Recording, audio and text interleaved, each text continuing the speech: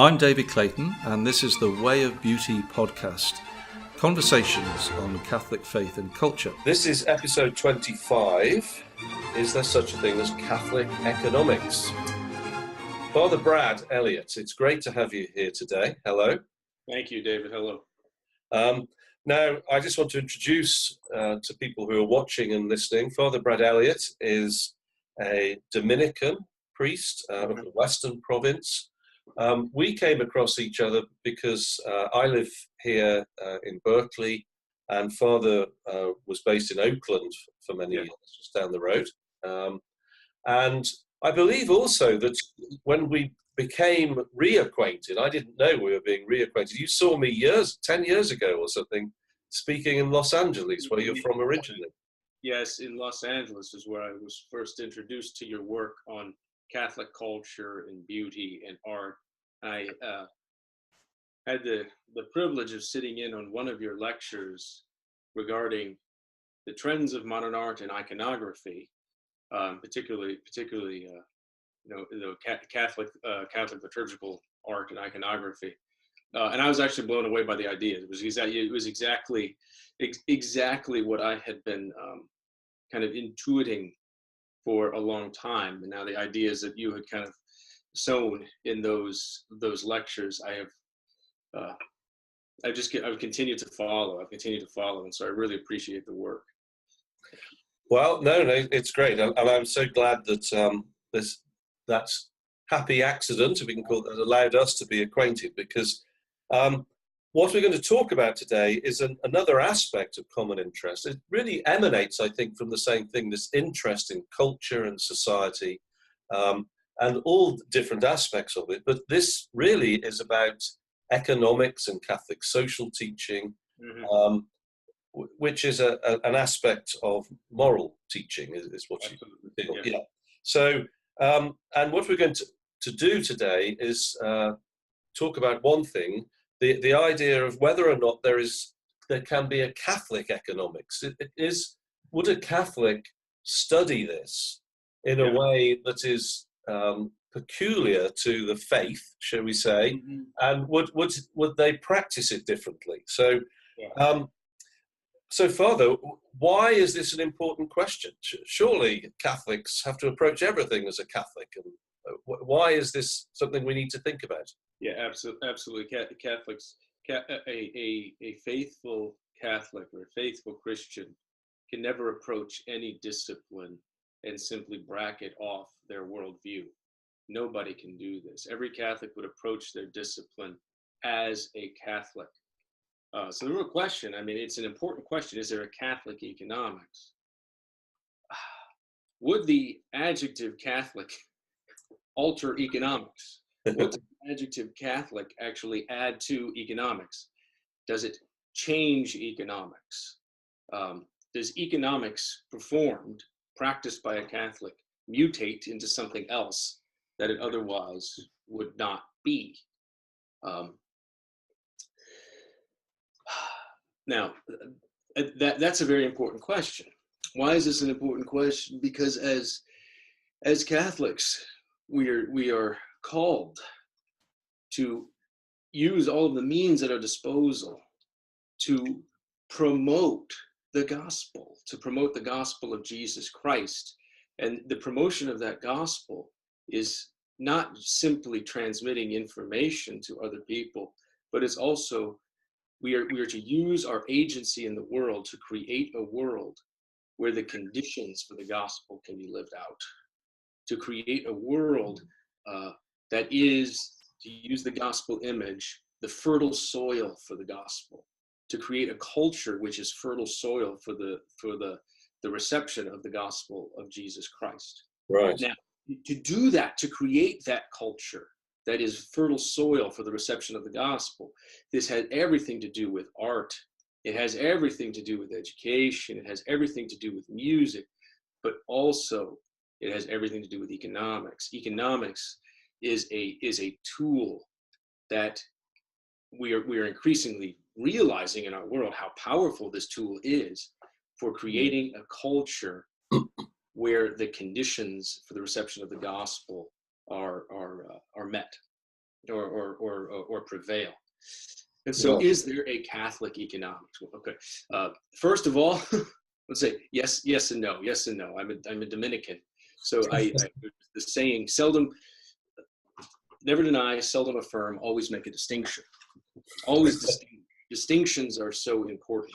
So the first thing I do is distinguish. Well, yeah, yes, I would say yes and no. There's a Catholic economics. First, no, there's not a Catholic economics. And to answer the question, or to explain why, to explain no, why there's not a Catholic economics, I think this is rooted in the deeper relationship between faith and reason, and how nature and grace, faith and reason even work, or the dynamic thereof, how they cooperate with one another. We would never say, for example, is there a Catholic mathematics? Is there a Catholic mathematics? Is there a Catholic biology? Yeah. Meaning, would biology or mathematics or chemistry done by a Catholic somehow be different than biology, mathematics, or chemistry performed by a non-Catholic? Would the fundamental rules of mathematics be different if it was a Catholic who was practicing mathematics? Would the rules, the laws of chemistry somehow change if the chemistry was performed by a Catholic? Now, of course, asking that question is ridiculous. We would say, of course not. Of course not. Because the discipline of mathematics, the discipline of chemistry, the discipline of engineering or physics, these disciplines have an intelligibility all on their own, naturally. There's a natural intelligibility that does not require divine revelation to understand, or does not require the gift of grace in order to assent to truths that we could otherwise not know on a natural level. Right. So are we saying then that economics is the same sort of discipline as those ones that you listed? No, economics is not the same sort of discipline as one of the hard sciences. It simply is not. It's not. It's in a modern parlance, we would say it's one of the softer sciences. Meaning that it does indeed have predictive power. Economics has predictive power. Economics is observational, so you observe how people behave. You observe the conditions behind people's behavior. You observe that network of incentives and disincentives that groups and aggregates of people are always responding to. And you do have a certain predictive power in the economic discipline. Economics has an ability to predict how people will behave in an aggregate. It does not have, however, the necessity that comes along with something like mathematics or the hard natural sciences. When you use the word necessity, could you explain that a little bit? You seem to be using it in a technical way there. Necessity in the sense that true knowledge, or ciencia in the classical sense of the word, would be knowledge of necessary things that flow essentially from their causes. I could just in terms of a simple syllogism, for example, the syllogism or a logical syllogism can give us true knowledge because we'll have two premises and a conclusion which flows necessarily from those premises. Okay. Which flows necessarily from those premises. So in mathematics, for example, we know necessarily that a triangle has internal angles that add up to 180 degrees. This is necessary. And human persons, by natural reason, can understand the necessity they're in. There's a necessity. It doesn't require any persuasion. The mind immediately sees that as a necessary conclusion from the premises. Right. Whereas in something like economics, sociology, the humanities, psychology, for example, these disciplines do indeed give us an ability to predict how human beings are going to behave in the aggregate, but they do not carry with them the weight of necessity, the way that hard science would. They give us power to predict probabilities, the probability that the aggregates of people will behave in a certain way. Okay, so I think we'll come back to the nature of that predictability and the degree to which there is power for the economist to predict a little later. But before we do that, what I think I want to do is talk about then how can there be, you gave us a yes and no, so you've given us the no, how can there be a Catholic economist? In which way might a Catholic then approach economics differently from others, which is, you seem to be suggesting there's some way in which it's relevant. It's easier, of course. I use the example of the hard sciences. It's very easy for me to use the example of the hard sciences and then apply that to economics by action. Because the hard science, it's easy to kind of have an intuitive sense of this relationship in the hard sciences. And I'll use biology, for example. Is there a Catholic biology? Well, of course, being a Catholic doesn't change biology. It doesn't. Being a Catholic doctor wouldn't fundamentally change the rules of medicine. However, what we can say this is there's a relationship between means and ends. A biologist can understand to a remarkable degree the workings of the human body. But biology as a discipline in itself does not provide its own end for that knowledge. A biologist can use the knowledge of the workings of the human body to do great good or to accomplish great evil. A Catholic biologist, a Catholic doctor would use his knowledge for the end of promoting the health and well-being of the human persons. And what the Catholicism provides is a very clear and defined end to the biological science. The biology, medicine would be a means to what his Catholicism would provide as an end. Right. Translate this to economics. Translate this to economics. The laws of supply and demand do not become different when a Catholic studies economics. The price mechanism does not become different if the price mechanism is studied by a Catholic. Yeah. But these economic realities, economic forces, the economic the mechanisms that give us power of predictability, can be used by a Catholic as a means to an end of promoting Catholic culture, and they're very powerful means. Yes. They're very powerful means because economics, as it has developed in the last 300 or 400 years, has developed a remarkably powerful ability to predict how human culture and human society will behave and respond to incentives, to true economic incentives, price incentives, supply and demand incentives. These things are real. And the Catholic economist can use these realities in the promotion as means to the promotion of the end of a truly Catholic culture, or a culture which is fit for the reception of the gospel. Right, and so we can't escape, therefore, one assumes, considerations which are not always that common, I'm thinking, in economics. Once we get into the end, the Catholic realm, things such as freedom and faith and the impact that these have, not just on the culture and on the propagation of the gospel, but on the economic sphere as well. It must work its way back into it, I'm assuming. Now and these are issues we're going to explore, one hopes, in future discussions. So let's go back then to the predictability of it. This immediately, in conversations I've had, makes some Catholics feel uneasy.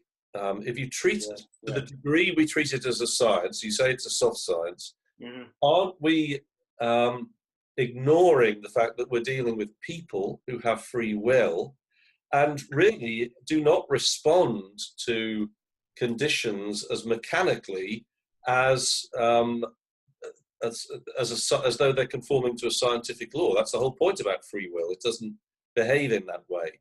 So how then can there be a predictability in economics without if we can't predict the behavior of people so precisely? That's a very, very good question. This is precisely the objection that a lot of very, very well-meaning Catholics and Christians have to the use of something like economics and the promotion of Catholic culture. So that the human person is beyond predictability. Well, yeah, I mean, again, I'll make a distinction. Yes, yes, and no. Certainly, each human agent is free. Each individual human agent is free to make decisions on their own, decisions personally, decisions for their family, decisions for their community. And every individual agent is, to a large degree, beyond the ability of any other to predict. But however, the human person, as a free agent, is not an arbitrary agent. Mm. Human behavior is free, but freedom precisely does not mean arbitrary. Freedom does not mean that human beings act in ways that are completely uncaused, or act in ways that have absolutely no intelligibility to them whatsoever. Human beings are free, but through their freedom, their ability to respond to the incentives around them, their ability to recognize the good around them and respond to the incentives around them in a way which is perfective of themselves and brings them to their own good and the good of their family and the good of their community. This gives their behavior an intelligibility that we can understand. And especially when it comes to the aggregate, you add multiple people together. You have, when you have 10 individuals, 100 individuals, 1,000, 10,000, 1 million individuals that are each operating for their own flourishing, that are each operating freely for the betterment of themselves and the betterment of their community. The power of science like economics to predict the general trends that will prevail and emerge, I should say, emerge out of the order becomes far more powerful. So this introduces this idea, which I think it was Hayek coined the phrase of the spontaneous order, was the phrase he used, and it's a bit of a mystery, really. It's what it's saying is we can't tell what the components that comprise that society. I'm using that in a impersonal way. The people who contribute to that society actually are going to behave. But it seems that when we look at the whole, and the greater that whole is, the more we can see a logic to what they're doing. And he called that a spontaneous order. Now, immediately, I react to hearing this when I first heard this and said, well, this is really what culture is. It's this is not the economist looking necessarily at the society, but when I look at it, without putting on any sort of economics hat at all, I think in common with just about everybody, we intuit this fact because we characterize groups of people by their collective behavior. And I have no idea what characterizes French culture by observing one French person. I need to look at the whole French nation and possibly over centuries by looking at their history. And the more I'm able to do that, then the more accurately I'm going to get an idea of what it is that binds these people together, what the logic is of being French.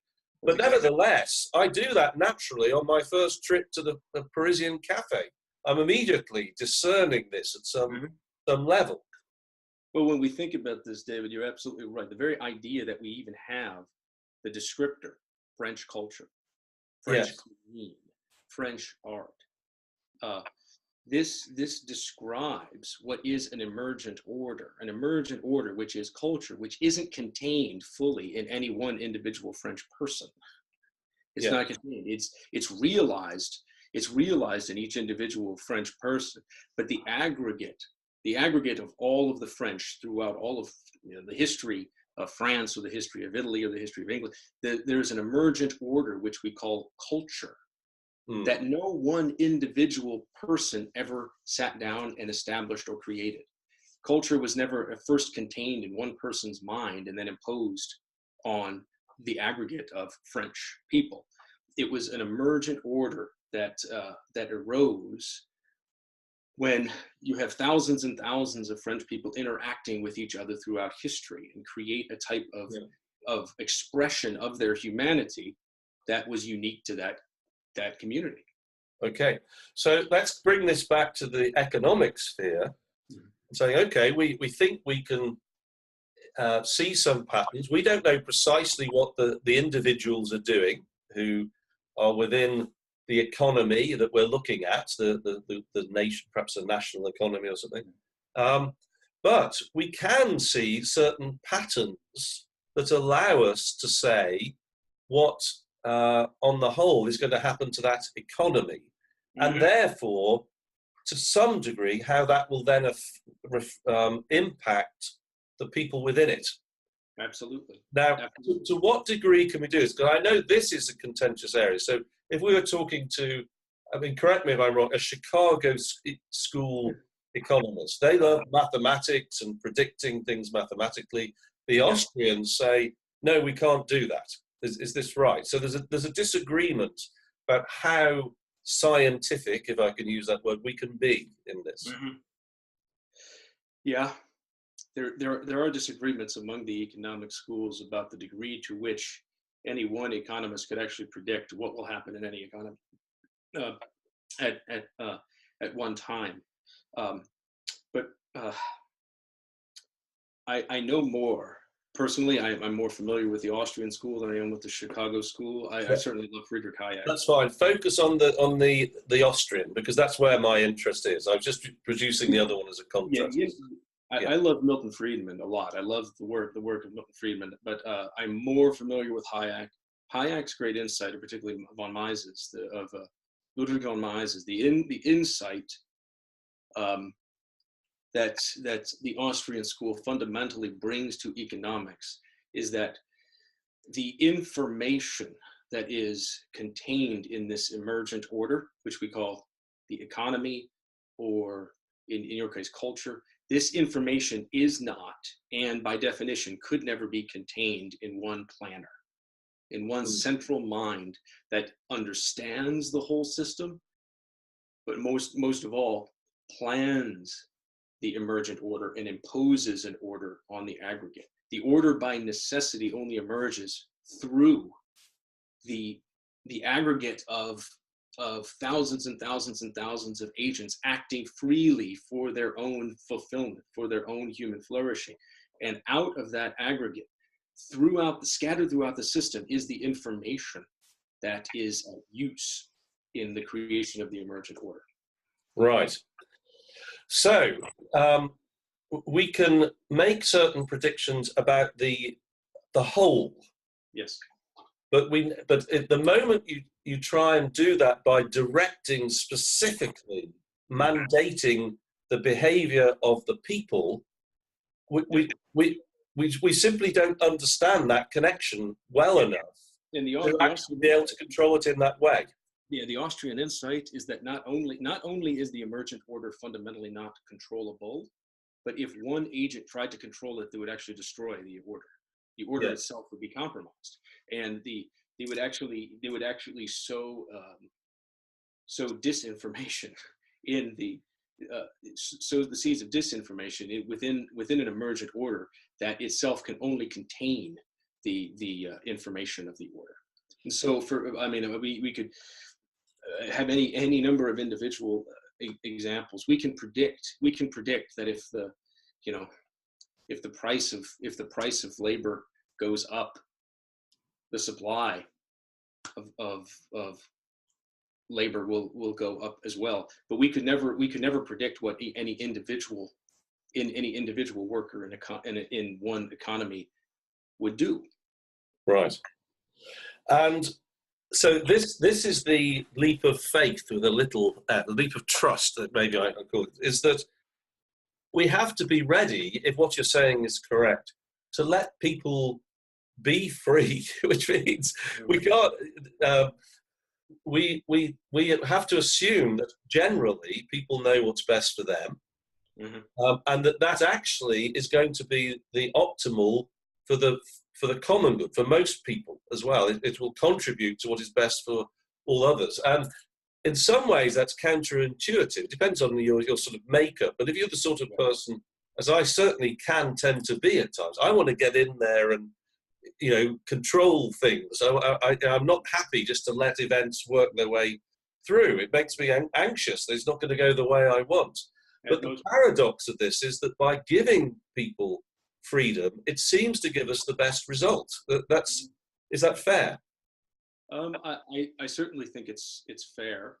I certainly think that's fair precisely because of the insight that the emergent order cannot be controlled. It precisely must emerge from the aggregate. Yes. The order must emerge from the aggregate. And also, in this sense, I think that the Catholic faith or a Catholic worldview is not only consonant with this, but can actually promote this idea or this concept precisely because we do not believe within our Catholic tradition that there's fundamentally an opposition between the individual good and the common good.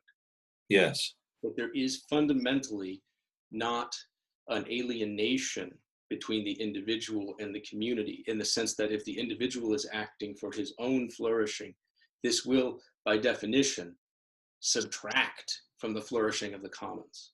Right. Or if the individual is acting for his own betterment, or in classical economic terms, if the individual is acting for his own self-interest, this necessarily means that he is somehow depriving the community of the benefits of his labor. He's depriving the community of something that either he's acting for himself or he's acting for others. He can't both be doing the same at one and the same time.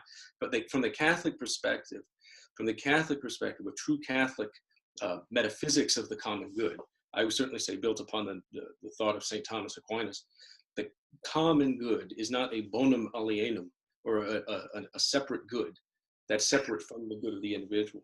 But every individual, in acting for his own human flourishing, is by that definition contributing to the common good. Right. Now, that is a subject that I think we can devote a whole discussion to at some point, because I have a feeling that what you just said there is going to surprise some people, and probably people who hope that what you say is true, but deep down they wonder if it is. This is very hard. This is very hard. This is a bone of contention for a lot of people, particularly Catholics that have such a clear idea of what Catholic culture is going to be.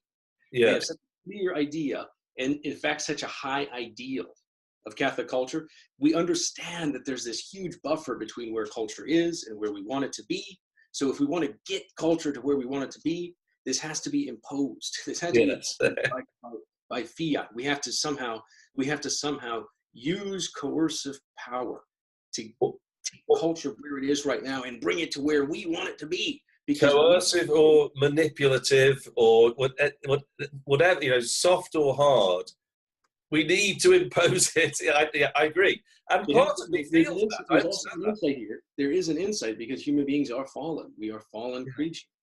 And one of the effects of the fall is that oftentimes our own self-interested behavior does become, in the pejorative sense, selfish behavior. It does. That's a truth. And Catholics are very sensitive to this. Catholics are very sensitive to this.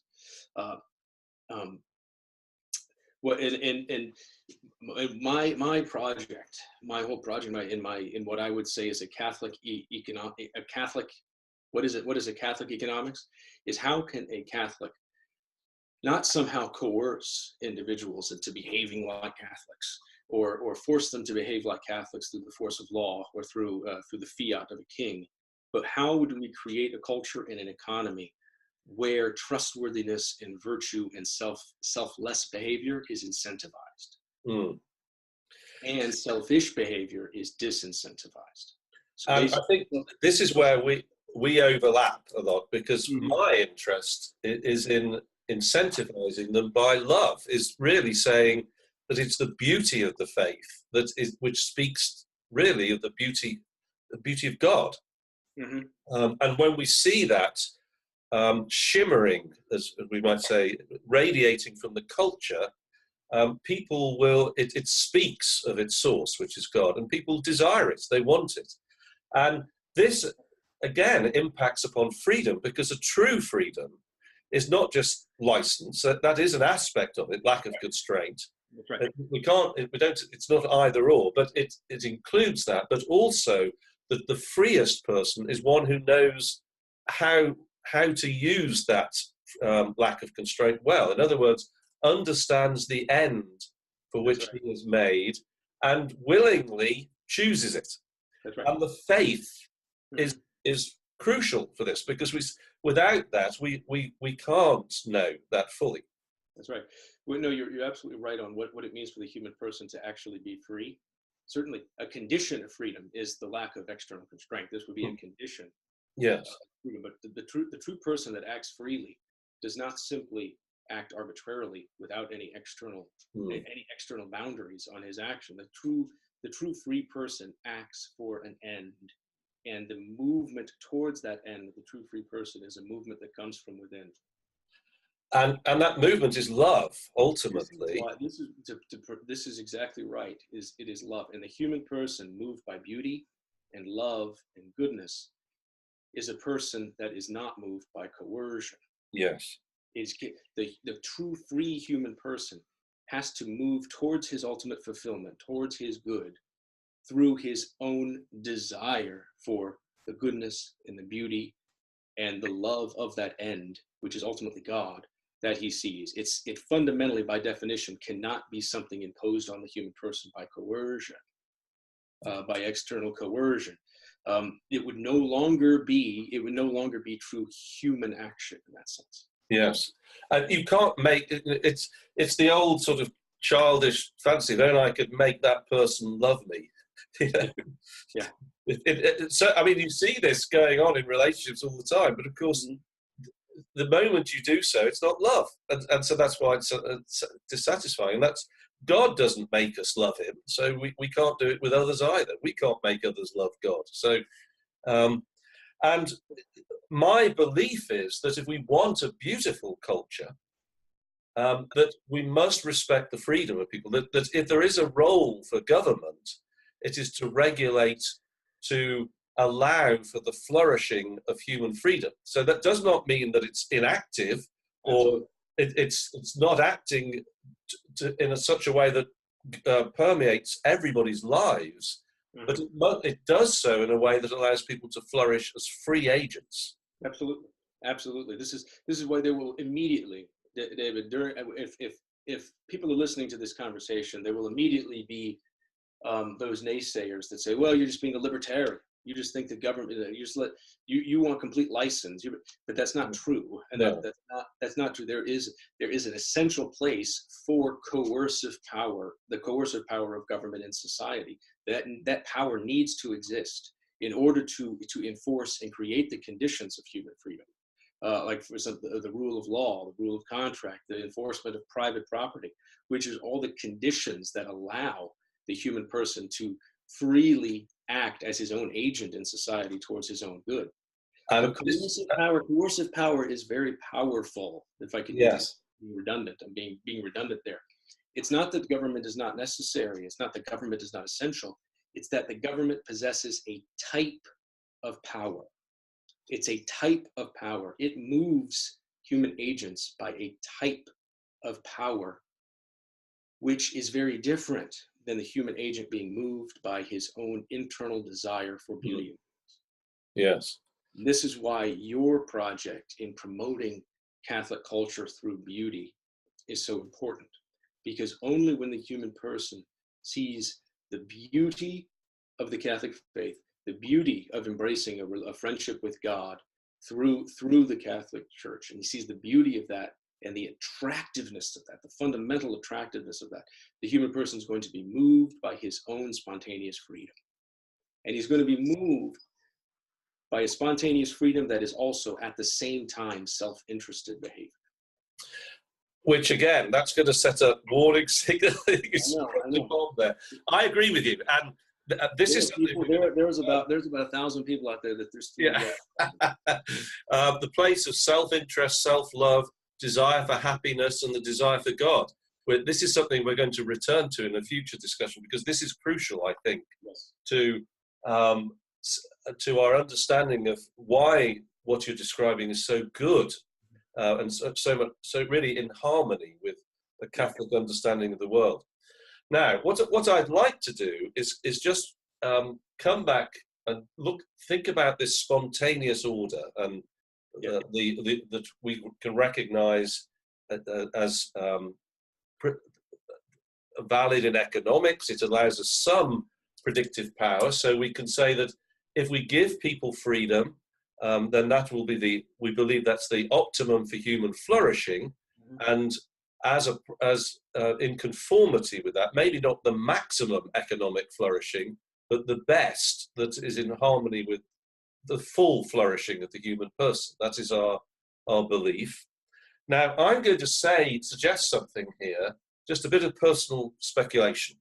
But one of the things that strikes me about traditional mathematics, in contrast to the way that the modern scientist, the modern natural scientist uses it, the modern scientist analyzes.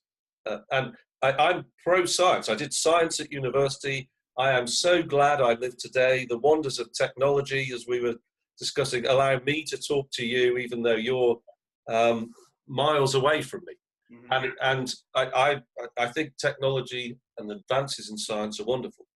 But largely, that has been done through a particular form of analysis, looking at the world around us and breaking it down into its component parts. And the assumption is that if I know what each part does, then I can tell what the aggregate does. It's just the vector sum of the parts. Now, that is very powerful in particular sorts of discipline, and very powerful to an extent, even in other areas. But it has its limits, because, as we said in the human sciences, this just doesn't seem to work. The sum of the parts, the vector sum, is not the whole. There's this sort of mystery as to how they all add up. And the secret of this is something that I think even natural science is now beginning to become aware of, because they're realizing that as they get deeper and deeper into the analysis of the physics of the things, actually the particles right at the bottom of it, I'm going to say quarks, I don't know, I think that's still the smallest particle, the way they behave is not, if you added it all up, you could look at the statistical mathematics and you get the behavior of the whole. But again, they don't really understand how the actual quark behaves in relation to the whole. That they can observe what happens and see mathematically that this contributes to it, but there is a bit of a mystery there too. Now, I don't want to go too far into that, but what I'm going to say is that when the ancients looked at the cosmos, creation, they looked at it synthetically. They looked at the whole, the synthesis, and described the patterns and the rhythms of the whole, and then tried to understand the significance of that with the end in mind, with the telos in mind. So this is where you start to get a description of harmony and proportion and number symbolism. All of this is actually looking at the relationships between things. And this is the crucial thing that I think modifies this simple idea of the whole is the sum of the parts. Well, the problem is that as soon as you introduce more parts, they are in relation with each other, and they behave differently from the way they behave when they're on their own. And when you have 4 in relation, that is different from 3, and the addition of each single and one new part increases the number of relationships exponentially. So you're modifying the thing hugely. Now, that logic that we see with the spontaneous order, or when I look at it, when I look at a culture, what I'm actually seeing is not something that is really pointing to the way that people behave. That's the way they interrelate, which of course is teleological. It's the cause is not the past as the scientists would view it. It's the future. It's what they're heading to.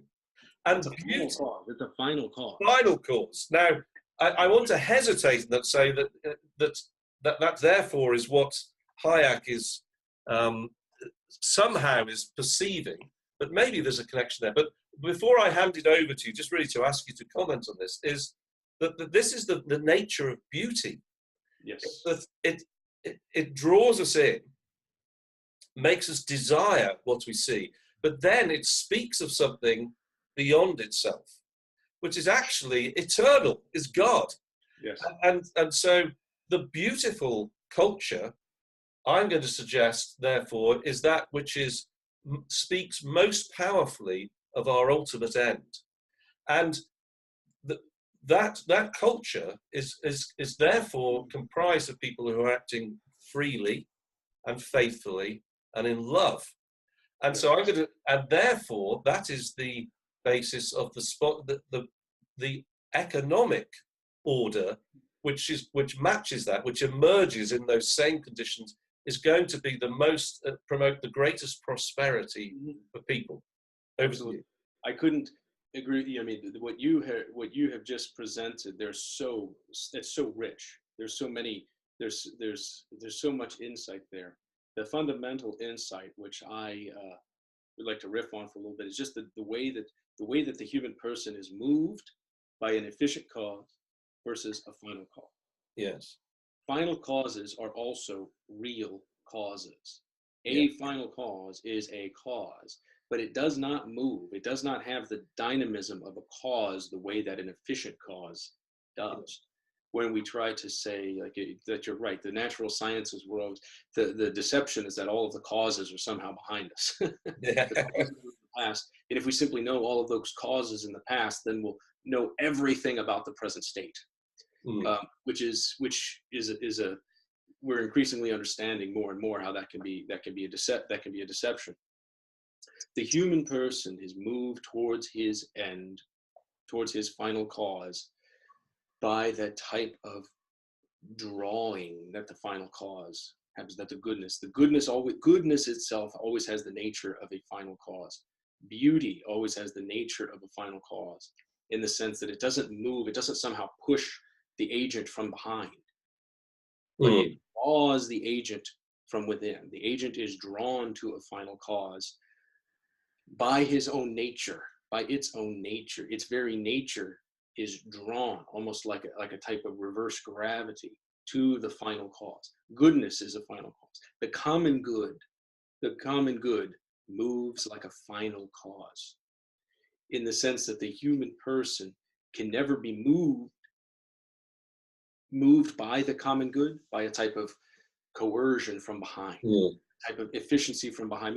The human person must be moved towards the common good and work towards the common good through a kind of final causality, a desire for goodness, which emerges from his free nature and thrusts him towards the common good by thrusting him towards his own fulfillment at the same time. Because ultimately the common good is also the individual person's good. It's not an alien good to his individual good, but by the person simply acting for his own good, or dare I say, self-interested behavior, he's also by that very nature being thrust towards the common good.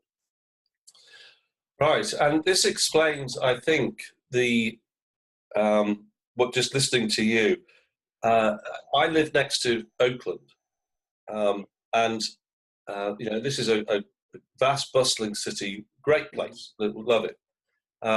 But there are parts of that city that are dangerous. The conditions in which people live, I would not want to be part of that.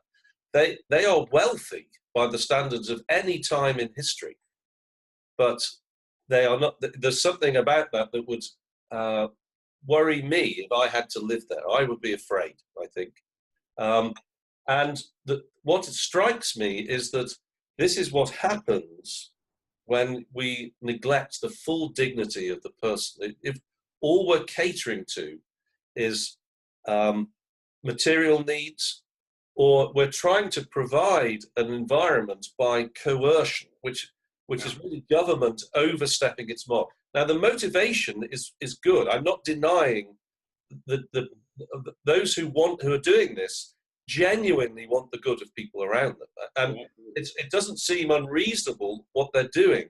But it's once you start to restrict the full flourishing of the dignity of the person in the way in which you're trying to deal with the problems, it's going to manifest itself with further problems in some way. The capacity to interrelate lovingly is being restricted, and this is disastrous in many ways for people involved. I agree, and it's simply because good intentions, the good intentions of one person, good intentions are wonderful. Good intentions are wonderful, but good intentions cannot simply move human persons by coercion towards their own personal or we can't. Good intentions cannot force another person to be free. Good intentions cannot force another person to make the right decisions. The good intentions are wonderful, and we have to encourage them. But good intentions have to also be married with simply smart action, that is enlightened action, actions which take into account the full nature of the human person, which the human person who is an agent who by his very nature can recognize the good and move himself towards the good through his own faith. And so that's a good principle in our personal relationships as well. I'm thinking, we respect the freedom of others to make mistakes at times, but when we're talking about the role of government, it seems that what we're saying here is firm government, but restrained. In other words, it understands where government is good and where it has no place, and it's certainly not as an economic agent. Well, this is the classical liberalism. It's the insight within classical liberalism that I think emerges from the Christian tradition, which is that government is very, very important. Government should not be weak government, but government must be limited government. Limited. Why limited? It's simply because of the type of power that government wields over people. The type of power that it has is fundamentally a power of coercion.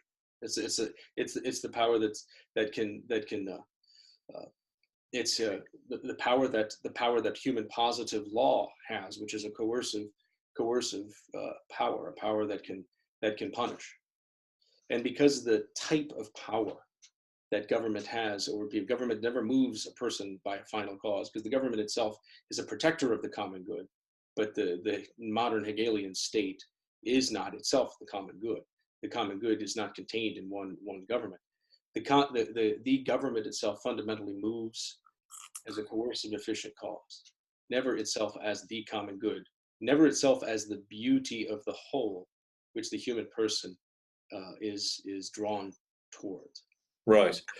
Just a little word of explanation. Again, correct me if I'm saying this wrongly, but you referred to the Hegelian state. So this is a reference to the philosopher Hegel. Yeah. And his contribution, if I could use that, to politics and the understanding of the state, is this view of the state and society as an organism in itself. So he's likening it to the human body, but not in the way that the church does, in a way which actually lacks respect for the individual person, that sees people just as like cells, that my skin sheds or something. So I'm not saying that everybody within who holds this philosophy believes this, but the natural extension of this is lack of consideration for human worth, because the end justifies the means. Exactly. With the modern contemporary industrialized technological state is basically the Hegelian model, where the state becomes the personification of the collective. and then the state is all. The state is basically all in all. The state is kind of the incarnation of the common good. The modern industrialized state becomes the incarnation of the whole, the incarnation of society, and only within that whole, only within the state, then does the individual person even find his own meaning. the way ultimately in Hegel's philosophy. And I'm not a Hegelian expert at all, but the contemporary industrialized, mechanized state is an invention of the modern world, which none of the ancients even understood at all. So even in Thomas Aquinas's own day, you had the city-states and the kings who were in control and who governed and promoted the common good, but in a way which was virtually nothing like our modern industrialized state would today. Yeah. No. Okay. I think we need to. Sorry, I interrupted you. We probably ought to sort of round off there. There's a number of directions that we can go. Actually, I just want to follow up briefly on what you said. Of course, this is why socialism and communism, which really hold the view that you just described, philosophically, they're condemned by the church because it's contrary to the dignity of the human person. Even the soft forms, it actually causes harm to the people within it, even if in some way they're providing material needs for this reason. Now, I think that allows us then to start talking about what are the ends then for the Catholic economist a little bit more. So next time we thought we would come on to different responses. You talked about Thomas Aquinas. You're saying that the modern state wasn't envisaged by him.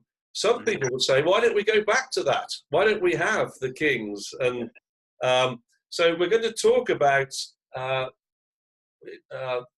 going to mention the word. We're going to talk about distributism, which to some people seems like a desire to go back to that. Now, they would say definitely not. So we're going to talk about the good, and I use the word they, that probably gives the game away a little bit here, but neither you nor I are distributists, but we want to look at that and just see what, within Catholics, how people are responding to the things that we've articulated today. What are the different ways? And so we're going to next time we'll definitely, like, I am not now a distributist. I once certainly would have described myself as a distributist, simply because that is one way in the modern world that a lot of very, very conservative Catholics have reacted to the problems that they see in the modern state, with the modern state and modernized economies. It's one reaction, and it has a lot of good things about it. But I also think it has shortcomings. Okay. So that's what I think that's what we'll do next time. The other, just for future reference, I think other subjects which we really can visit are, first of all, don't worry, we're not going to just throw out this idea of self-interest and self-love in the way we've described it without coming back to that. That's definitely an area that needs exploring and clarifying. And then I think also this relationship between private property and the common good is very important, and probably we can devote a whole conversation to that. Yeah. So I just want to say, Father, thank you very much. We're going to close there. Thank you so much for your time. It's been a real delight to talk to you today. Yeah, you too, David. Thank you very much. You've been listening to the Way of Beauty podcast, conversations on Catholic faith and culture. If you enjoyed this episode, then please give us a 5-star review on iTunes. This will help others to find it too. Also, if you're interested in delving more deeply into the material that we discuss, you can do a course at the Pontifex University website. That's pontifex.university.